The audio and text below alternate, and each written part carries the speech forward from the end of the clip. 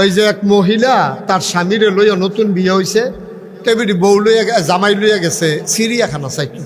এখন তো নতুন বিয়ে হয়েছে, জামাইরে যেটা কয় জামাই দে শুনে, তো চিড়িয়াখানা চাইতে গেছে। পরে এই চাইতে চাইতে বাঘ চাইছে, শিয়াল চাইছে, তারপরে গিয়া আপনার হরিণ চাইছে, জেব্রা চাইছে, হাতি চাইছে, চাইতে চাইতে বান্দর চাইতে গেছে। বানর চাইতো গিয়া দেখে যে অনেকে বানরে বাদাম দেয়, তো বানরে আবার বাদাম খায়। তো এটা দেখে সেটা বিটিরও মনটায় ধরছে, আরে আমিও যদি কয়েকটা বাদাম আনতাম তো বান্দরে দিতাম, আমারটি খাইতো।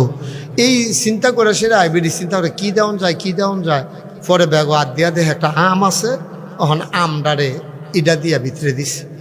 পরে বান্দরটা আমডা লইয়া সেটা এই আমডা দেওয়ানোর কথা মুহ ধৈরা রাখছে ফিসি দিয়া নিয়ে, ফিসি দিয়ে ধরে রাখছে। পরে এখন তো এই মহিলা খুব অপমানিত হয়েছে যে দেখছো আমি আম দিলাম খাইতো, আর বান্দরটা আমার লগে এরকম একটা দুষ্টামি করে দিত। বান্দর তো জানে, তারপরে এরকম একটা বান্দরামি করো না আমার লগে। তো মহিলা রাগ হইয়া সেরা যে বানরের যে ইন্সপেক্টর আছে, সুপারভাইজার, হ্যাঁ ডাক দিছে, আজ বান্দরের দায়িত্বে কে আছে না ইয়েন। তা হেবার আইসা পরে কয় কি আফা, কয় আমি আপনারা বান্দরে এত বেয়াদব বান্দর এটি রাখছেন চিড়িয়াখানাত, আমি আম দিলাম খাইতো, এটা দিনিয়া ফিসি দিয়া ধরে রাখছে। আমি কত বড় শরম পাইছি নতুন জামাইয়ের সামনে। কয় আফা ঘটনা আছে। কি আছে মা, কথা না কি আছে? কই কি ঘটনা? কয় আর আগেও আরেকজন এসে এমনি আম দিছিল, আম দিছে পরে এটা করছে কি বেহতের বান্দর তো পুরা আম আস্তা মুহ দিয়ে আলাইছে। আম মুহ দিছে কোনো মতে যে ভিতরে গেছে বার হয় না, আসতাম না। এটা একটু কাশ্মীর ডাম আসিল, এটা পুরা ফাইকা সারছে না, ফেডো গিয়ে আর হজম হয়েছে না, এটা বার হয় না। প্রস্রাব পায়খানা 3 দিন ধরে বন্ধ। ওখান থেকে এইটার পরে অপারেশন কইরা এই বান্দরের আম পরে বার করছে। এটা আবার বান্দরের মনে রয়েছে, এর লেগে ওখান যে যেটা দেয় এটা চায় বার হইবনি। যদি দেখে যে বার হইব তো হইলে মুহ দেয়, না হইলে মুহ দেয় না। এর লেগে ফিসে দিয়া ধরছে, অন্য কিছু মনে করেন না, এটা বান্দরামি না, এটা তার জীবনের শিক্ষা। তাহলে আমার বান্দরে বুঝলো যে যেটা বার হইতো না এটা মুহ দেওয়ান যাইতো না। কিন্তু আমার দেশে 17টা বছর ধরে এই মানুষের সেন্টিমেন্ট বুঝলো না, ঠিক কিনা কম? আজব বাংলাদেশ, আজব বাংলাদেশ। এর দূর আহলে কুলাইল না যে আমি যেমনি খাইতে আছি আমি রে বার হইবনি, চিন্তা করে মুহ দেওয়ান লাগে না? তখন যেন 17 বছর লাগাইয়া লাভ হইল কি কর? এই যে কোটি কোটি টাকা, বিলিয়ন মিলিয়ন মিলিয়ন টাকা আজকে যে পাচার হয়ে গেল, এখন বউ একখানো, জামাই একখানো, টেহার একখানো, তো লাভ রইল কি দেখাইল কারা? অন হেইটে আবার আনন্দের লেগে লাইন হইতেছে, তোদের করে আমও গেছে, ঝালাও গেছে, ঠিক কিনা কও? যেন বুঝ করে কাজ করবে, এটা একটা শিক্ষা। আমরা যারা জনগণ আছি আমাদের এটা থেকে শিক্ষা গ্রহণ করতে হবে। যা মন চায় তা করা যাবে না, মুখে দিয়া যা আসে তা বলা যাবে না, সামনে যা পাওয়া যায় তাই খাওয়া যাবে না, ঠিক কিনা কও?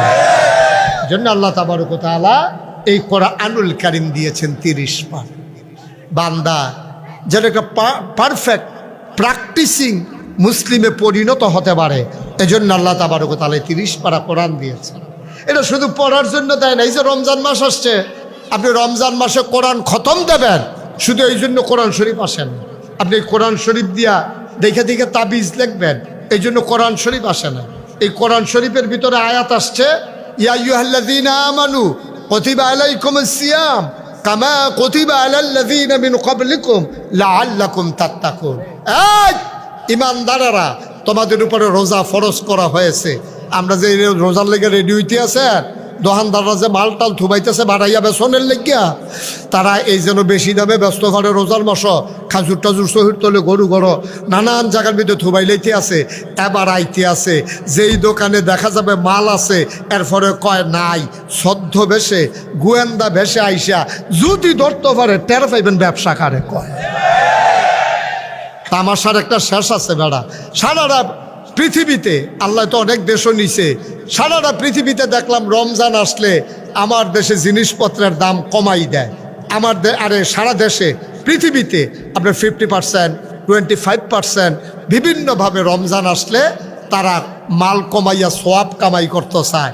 আর আমরার বাজারের ব্যবসায়ীরা দোকানদারেরা খালি নিয়ত করতে আছে রোজাটা কবে আইব, ওই সুদে টেহাই না হাওলা তাই না বউয়ের জিনিস বন্ধক রাখিয়া তে মাল তুলতে আছে। কোনো মতে একটা রোজা যদি ঠিক মতো কারবারটা গড়াই লইতাম পারি। আব্বা আপনি যা করতে আছেন কেউ দেখে না, একজন দেখেন, তিনি কে? আপনি কি করতে আছেন? আল্লাহ রমজান দিল আর আপনি রমজান নিয়ে ব্যবসা শুরু করে দিলেন। আপনি রমজান নিয়ে ব্যবসা শুরু করে দিলেন। শুধু দোকানদার ব্যবসা করে, আমরা যারা জমি জমা চাষাবাদ করি তারা শশা কাটে না।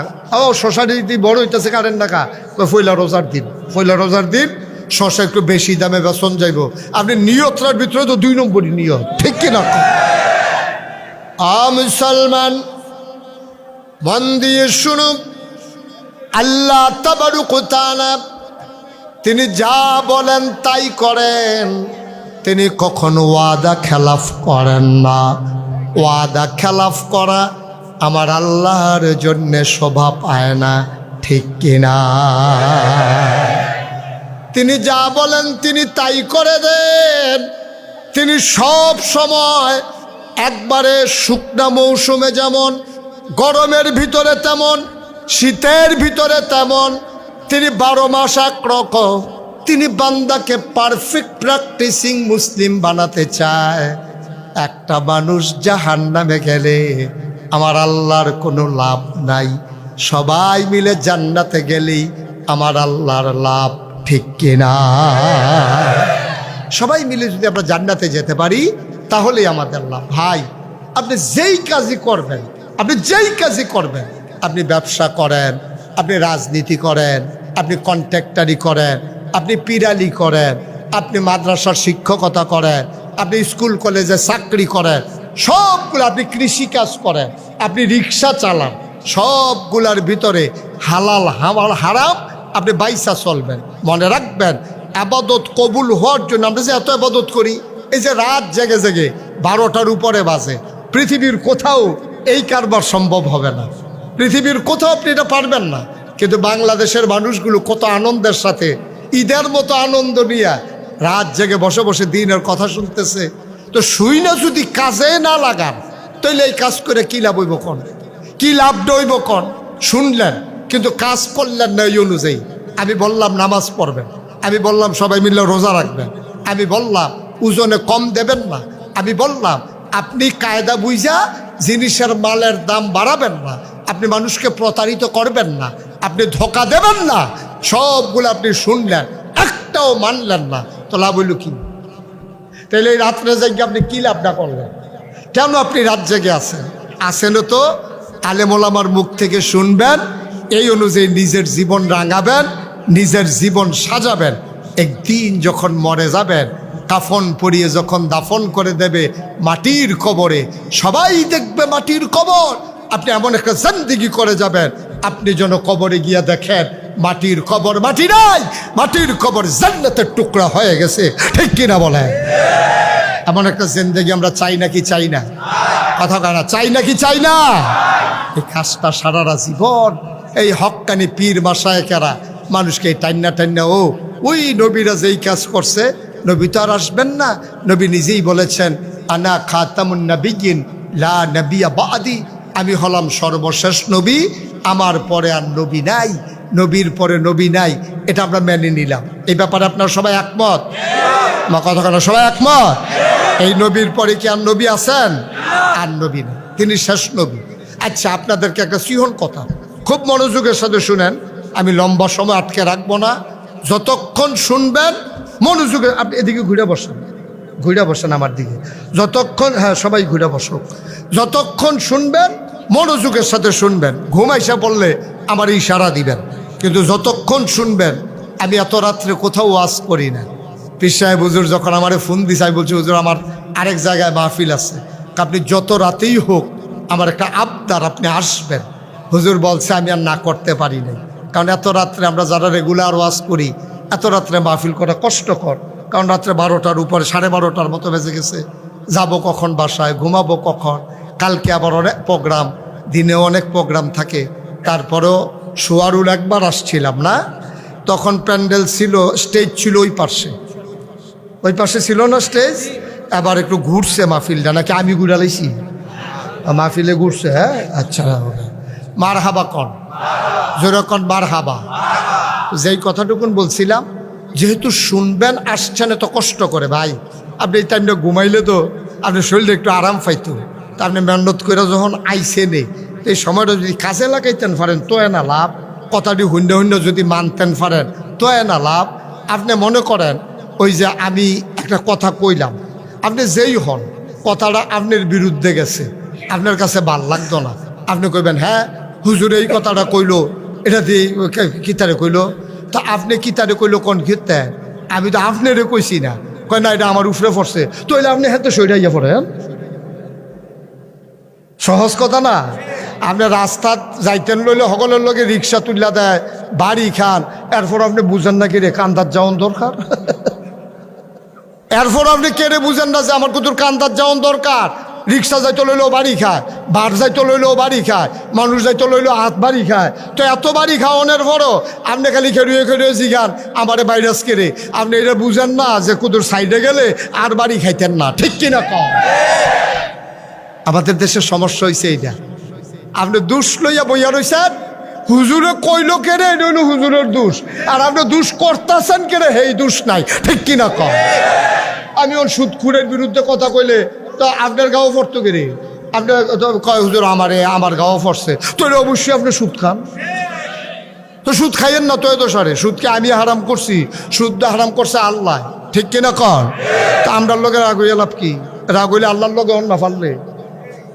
সুদটা আমি হারাম করছি না, আর নবীজি কইছে সুদের 70টা গোনা, সর্বনিম্ন গোনাটা হইল নিজের জন্ম দেওয়া ফেডে যেই মাই লইছে, যেই মার বুকের দুধ খাইছেন এই মার লগে জেনা। তারপরেও সুদের ওয়াজ করলো কি ইমাম সাহেবের চাকরি জায়গায়। তো নবীজি যে এতটা কথা কইলো, তো ফাললে নবীর নবুয়ত বাদ দিয়ালাম। তাহলে আপনি কি এর নবী, আপনি এতটা কথা বইয়া রইছেন আমরা শুদ্ধ কিছু খায়ামে, তো এই কথা কইলে আপনি রাগ হইলে হইতো না। তো ওয়াজ আপনি চিন্তা করবেন যে আমার হুজুরে যদি কথা কয়, এই বিশ্বাস রাখবেন, এই কনফিডেন্স রাখবেন আমার বোধহয় ভুল হইতে আছে, আমার শুদ্ধ হওয়া দরকার। এই মন মানসিকতা না থাকলে আপনি ওয়াজ হইয়া কোনো লাভ নাই, কোনো লাভ নেই। লাভ আছে? একটা লোকের একেবারে